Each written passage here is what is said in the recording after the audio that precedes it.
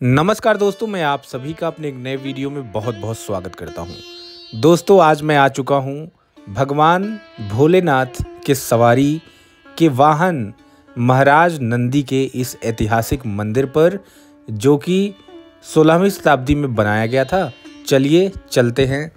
दोपहर का भोजन करने के तुरंत बाद बिना विलंब किए हम सब निकल जाते हैं बुल टेम्पल की तरफ। मेरे साथ में मेरे पास बैठी हुई मेरी प्यारी बिटिया और गाड़ी चला रहे हैं मेरे पिताजी, साथ में माताजी बैठी हुई हैं। हमेशा की तरह हर एक वीकेंड पे हम कहीं ना कहीं इस मंदिर खोज की श्रृंखला में एक मंदिर इस बेंगलोर शहर के अंदर कवर करने की कोशिश कर रहे हैं। बेंगलोर शहर का ये सुंदर आकर्षक जो नज़ारा है, इसका पूरा आनंद लेते हुए हम आगे की तरफ बढ़ते हैं। वाइट फील्ड से माराथली के रास्ते हम सिल्क बोट से होते हुए बुल टेम्पल की तरफ अग्रसर होंगे और हमें यहाँ जो मेरे अनुभव और अनुमान के मुताबिक जो दो ऐसी जगहें हैं जहाँ पर ट्रैफिक मिल सकता है, वो एक है Marathahalli junction, then silk board junction. Bangalore IT का हब है और यहाँ पर ये विशाल और आकर्षक ये आईटी सेक्टर की एमएनसीज कंपनियों के ऑफिसेस हैं। हम माराथली पार कर चुके थे और काडू बीसन हल्ली से होते हुए इको स्पेस की तरफ अग्रसर थे, जो कि एक ऐसा प्लेस है जहां पर बहुत सारी कंपनियों के ऑफिसेस हैं।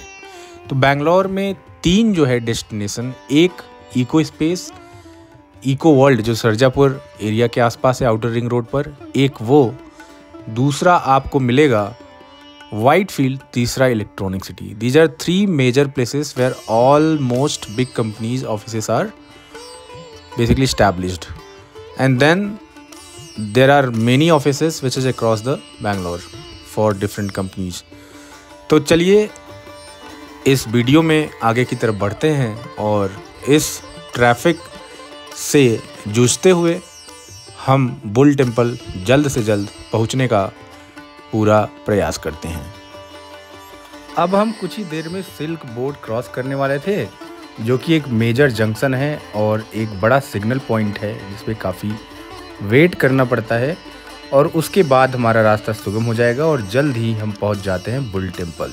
दोस्तों, ये रहा बुल टेम्पल का भव्य प्रवेश द्वार, और यहाँ पर साउथ इंडिया के अंदर लगभग सारे मंदिरों के बाहर जो प्रवेश द्वार है वो बहुत ही आकर्षक होता है। लेफ्ट साइड में घुसते ही भगवान गणेश को समर्पित ये मंदिर भी यहाँ का एक प्रमुख मंदिर है, जो कि अभी बंद था और इसका खुलने का टाइम 5:30 बजे के आसपास बताया गया। और दाहिने साइड से ये एक दूसरा प्रवेश द्वार, जो कि आगे थोड़ी चढ़ाई और सीढ़ियाँ बनी हुई हैं, सीधे भगवान नंदी के मंदिर के सामने जो प्रांगण है उसको कनेक्ट करता है। तो ये कुछ दूरी हमको यूं सीढ़ियों से चलते हुए भगवान नंदी के मंदिर के सामने पहुंचना होगा।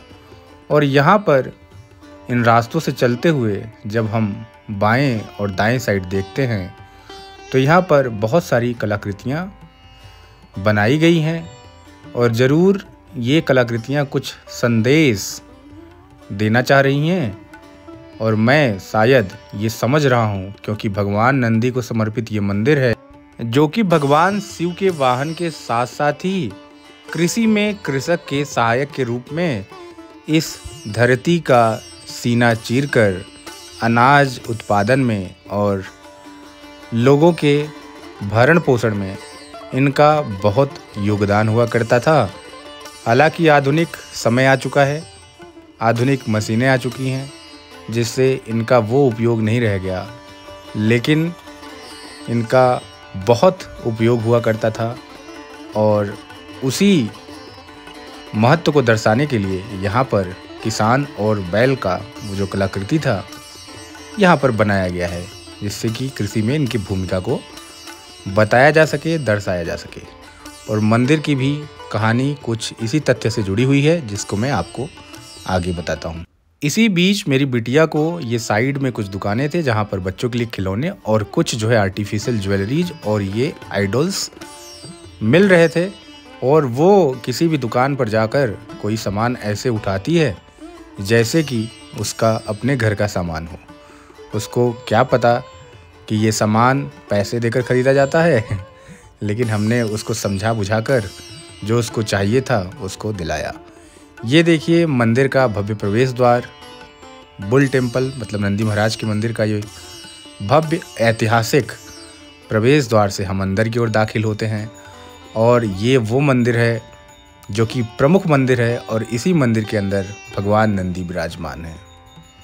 ये मंदिर 16वीं शताब्दी में श्री केम्पेगौड़ा जो बेंगलोर के संस्थापक थे उनके द्वारा निर्मित ये मंदिर विजयनगर की जो आर्किटेक्चर स्टाइल हुआ करती थी उस कालखंड में उसी के माध्यम पर उसी तर्ज पर इस मंदिर को बनाया गया है। अंदर की तरफ आप देखेंगे तो ये चट्टान के ऐसे पिलर बनाए गए हैं जो कि देखकर आपको आश्चर्य में डाल देंगे। भगवान नंदी का दर्शन कर लीजिए। नंदी महाराज का ये दुनिया का सबसे बड़ा मूर्ति है और इसके साथ इस मंदिर के अंदर का जो प्रवेश द्वार है इतना भव्य है, इतना बेहतरीन है। इसकी नक्काशी, इसकी बनावट देखकर आप दंग रह जाएंगे कि हमारे पूर्वज, हमारी भारतीय संपदा, हमारी भारतीय संस्कृति कितनी आगे थी, कितनी ऊंचाइयों पर थी, इसका अंदाज़ा आपको खुद ब खुद लग जाएगा। भगवान नंदी की ये प्रतिमा एक सिंगल रॉक में बेहतरीन कार्विंग करके बनाई गई है। मोनोलिथिक ए रॉक है जिसका मतलब कि एक चट्टान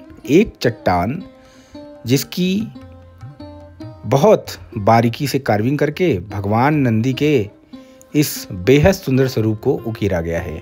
और यहाँ पर आप देख सकते हैं ये पिलर जो कि पूर्ण रूप से चट्टान जो कि पूरी तरीके से कनेक्टेड हैं कि एक सिंगल पीस है। और ये था विजयनगर जो कि राजा कृष्णदेव राय के शासन के अंतर्गत आता था, उन्हीं के कालखंड में बनवाया गया मंदिर।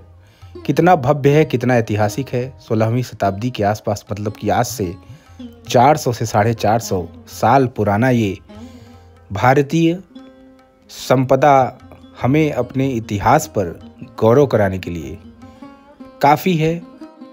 और ऐसे बहुत सारे किले, पैलेसेस, मंदिर भारत में न जाने कितने सारे हैं जो कि हमें गर्व महसूस कराने के लिए, हमें अपनी पुरातन संस्कृति सभ्यता पर इतराने के लिए किसी यूरोपियन या अमेरिकन कंट्रीज़ की जो आधुनिक विकास है उससे घबराना नहीं चाहिए। हमें इसके इस पर इतराना चाहिए।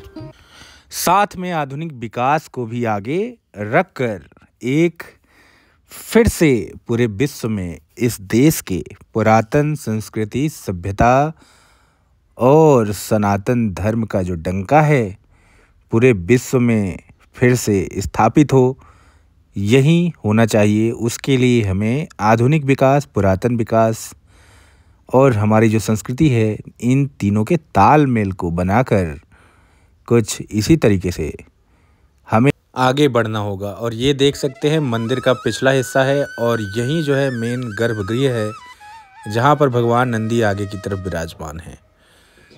सिंगल चट्टान से बनी ये प्रतिमा बेहद भव्य है और विश्व में ऐसी कोई प्रतिमा कहीं भी एग्जिस्ट नहीं करती है। आगे का प्रवेश द्वार और पीछे का गर्भगृह का जो गोपुरम है बहुत ही उत्कृष्ट संरचना में बनाई गई है और उतनी ही मनमोहक लग रही है। मैं बार बार कहता हूँ, अगर सचमुच में आपको असली भारत देखना है तो दक्षिण भारत आपको ज़रूर आना चाहिए। ये है प्रमुख मंदिर का पूर्ण स्वरूप और पूरा व्यू जो कि मेरे कैमरे में आप देख पा रहे हैं। और ये प्रवेश द्वार की झलकियाँ फिर से मैं आपके सामने लेकर आया हूँ। और यहाँ पर एक श्रीमान जी फ़ोटो ले रहे थे अपने फैमिली का। मैंने आग्रह किया कि मेरी भी एक फ़ोटो लीजिए, जिससे कि यही जो है मेरे आज के इस वीडियो की थंबनेल बन जाए। दोस्तों देखिए स्तंभ, जो कि दक्षिण भारत के लगभग सभी मंदिरों के सामने मैंने ये देखा है, पाया है, जो कि मेरी समझ और अनुभव के मुताबिक ये सेंगोल है, जो कि न्याय का परिचायक है। और हालिया में हमारे प्रधानमंत्री श्री नरेंद्र मोदी जी ने सेंगोल को नई संसद भवन के उद्घाटन में इसको जो लोकसभा अध्यक्ष होते हैं उनको सौंपकर ये सुनिश्चित किया कि हमारे भारत का संविधान, भारत की न्याय व्यवस्था हमेशा सबके साथ न्याय करे। इसी क्रम में मेरी बिटिया जो है यहाँ पर अपना शूज पहन रही थी और एक श्रीमान जी जो है उसके साथ खेल रहे थे और कुछ बातें करना चाह रहे थे कि बेटा आपका क्या नाम है, क्योंकि जब तक वो जहाँ रहती है एकदम उदंड बालक की तरह कुछ न कुछ मस्ती करती रहती है, तो सबकी नज़र अनायास ही उस पर पड़ जाती है। और अब हम जो है मंदिर के अंदर दर्शन कर चुके थे और इस सुंदर से परिसर का मैं एक एक कोना अपने वीडियो में कैप्चर कर रहा हूँ। और मेरी बिटिया डॉन की तरह आगे की तरफ बढ़ रही है, जैसा कि आप देख सकते हैं। फिर से उन्हीं दुकानों की तरफ गतिमान है जहाँ पर उसने आते वक्त एक कुछ खिलौना खरीदा था। और यहाँ पर बहुत सारे छोटी छोटी मूर्तियाँ जो कि काफ़ी मनमोहक थी, साथ में कुछ साजो सज्जा का सामान बिक रहा था। अब इसकी नज़र फिर से इसके कुछ काम आने वाली कुछ खिलौना वगैरह ये देख रही है। और फिर से ये कुछ शैम्पू बबल्स कुछ ऐसा बोलती है, जो कि फिर से ये उठाती है और दिलाना पड़ता है। और ये देखिए काफ़ी सुंदर सेटअप था इन दुकानों का और तरह तरह के जो है आकर्षक सामान मिल रहे थे, जो कि अनायास ही मुझे वहाँ खड़े रहकर एक एक सामान को देखने के लिए विवश कर रहे थे। मेरे पिताजी भी घूम घूम कर एक जंतर की तलाश में थे। जंतर मतलब कि जो बच्चों को पहनाया जाता है, काले रंग का एक धागा होता है और उसमें आप कुछ रत्न कुछ भी जो होता है उसमें आप बांध कर बच्चों को पहना सकते हैं, क्योंकि बच्चे अंगूठी वगैरह तो पहन नहीं सकते, तो उनको कुछ इसी तरीके से पहनाया जाता है। साथ में रुद्राक्ष वगैरह शायद देख रहे थे, क्या देख रहे थे, अपने काम की चीज़ें ज़रूर देख रहे होंगे। और ये देखिए जो है गणेश भगवान का एक सुंदर सा हाथों से बनाया गया कुछ एक प्रतिमा, एक पेंटिंग, एक जो है मनमोहक तस्वीर आप बोल सकते हैं। और ये देखिए पीपल का एक विशाल वृक्ष है इस परिसर में और कुछ पुराने पेड़ हैं जो मुझे बहुत ही सुंदर लग रहे थे और सुकून दे रहे थे। और यहाँ पर एक चबूतरा सा बनाया गया है और वहाँ पर कुछ शिला के मूर्ति स्थापित किए गए थे, जिनको मैं समझने की कोशिश कर रहा था, लेकिन उतनी स्पष्ट समझ नहीं बन पाई। और साथ में पूरे परिसर का कुछ मैं इस तरीके से मुआयना करता हुआ, और मेरी मम्मी थक कर बैठ चुकी हैं, इनको अब आगे चलने का बिल्कुल मन नहीं कर रहा है, कह रहे हैं कि थक चुकी हूँ, जबकि यहाँ ऐसा कुछ भी नहीं था, थोड़ा बहुत चलना था। और ये देखिए मंदिर का ऊपर का शीर्ष भाग, प्रवेश द्वार का, और ये पेड़ जो कि अति प्राचीन लग रहे हैं, न जाने कितने पीढ़ियों को अपने सामने आते जाते देखा होगा।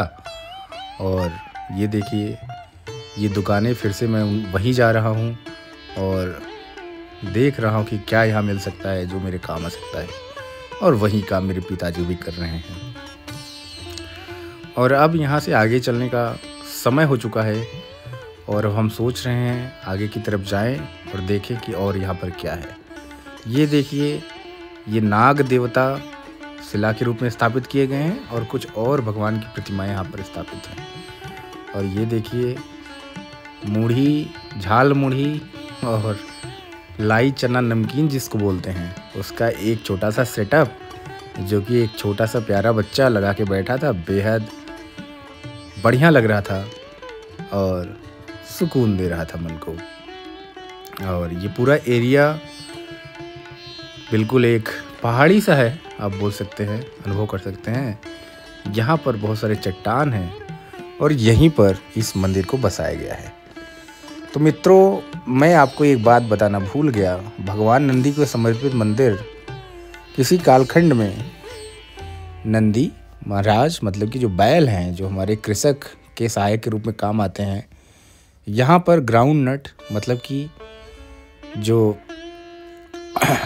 मूंगफली होती है उसकी आसपास खेती की जाती थी और ये गांव हुआ करता था।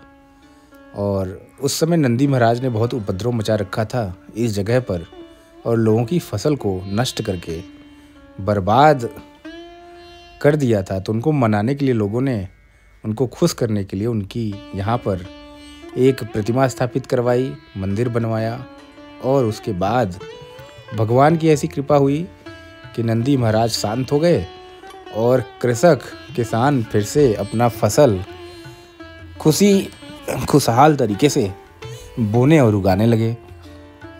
और यही इस मंदिर निर्माण की एक कहानी है। मुख्य मंदिर का दर्शन करने के बाद हम आगे परिसर में बने अनेक मंदिर देख रहे थे और जहाँ भी जा रहे थे वहाँ मैंने देखा कि सब जगह मंदिर पर ताला सा लगा हुआ है और शायद उनका कुछ टाइम होता होगा, जिस टाइम के हिसाब से मंदिर खुलता बंद होता होगा। और ये देखिए मंदिर के पीछे की तरफ विशाल चट्टान है। तो दोस्तों, यहाँ से लाल बाग बोटैनिकल लाल बाग जो गार्डन है वो भी काफ़ी पास है और ये सेंट्रल सिटी के आसपास ही ये एरिया है। और ये देखिए हम आगे की तरफ बढ़ रहे हैं और सारे मंदिर और कुछ लोगों के रहने के लिए यहाँ पर निवास स्थान बनाए गए हैं, जहाँ पर लोग अपना समय व्यतीत करते होंगे। यहाँ के जो स्टाफ होंगे, जो कर्मचारी होंगे, जो पुजारी होंगे, उन सब के लिए। और व्यवस्थाएं काफ़ी अच्छी थी, चारों तरफ मंदिर थे और ये सब परिसर में देखकर मन को काफ़ी शांति का अनुभव हो रहा था। अब हम लगभग जो है थक चुके थे और अब आगे की तरफ भगवान गणेश जी का प्रवेश द्वार पर ही एक मंदिर था जिसका टाइम 5:30 बजे बताया गया था। ये हनुमान जी का मंदिर, बजरंगबली को समर्पित ये मंदिर है।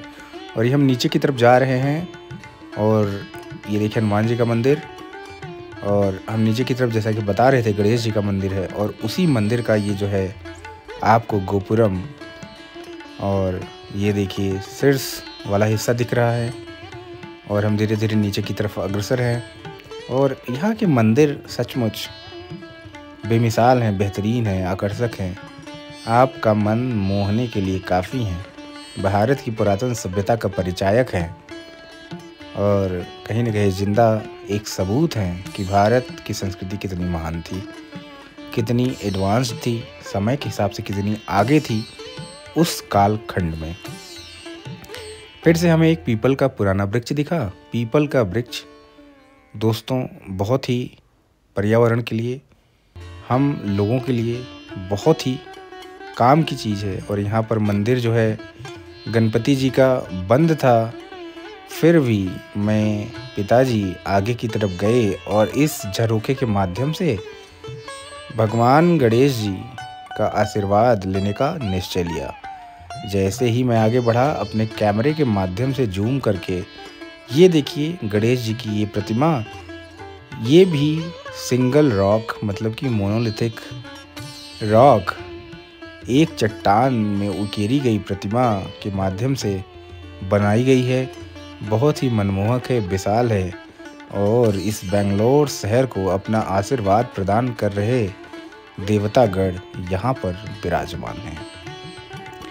ऐतिहासिक शहर जो कि श्री केम्पे गौड़ा द्वारा बसाया गया है, जो कि कृष्णदेव राय के विजयनगर साम्राज्य में एक गवर्नर के रूप में काम कर रहे थे।